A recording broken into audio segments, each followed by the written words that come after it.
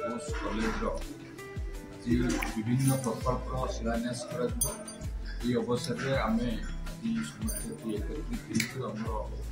विधायक स्थानीय विधायक सौभिक बाबू अच्छा मेयर सुभाष भाई भी अच्छा सामने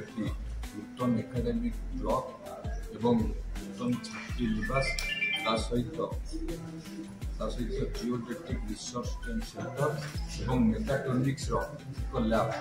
यार शिलान्यास निश्चित भाव में चारोटी प्रकल्प होगा द्वारा ये छात्र छात्री मानू सहायक हम और मेकाट्रोनिक्स लैब हम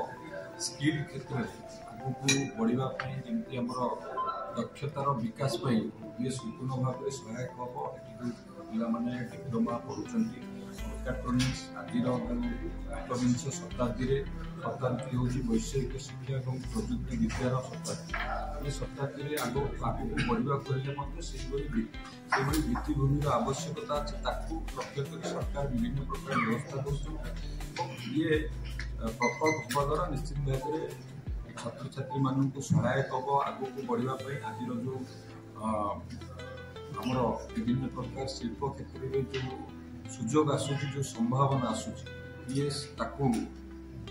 तार संभावना को मीट करने ये सहायक हम और छात्र छात्री मानू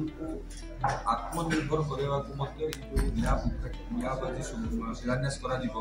ये भी सहायक हम टेक्निकल एजुकेशन क्षेत्र में सरकार विभिन्न प्रकार कार्यक्रम हाथ को नहीं आप देखिए आज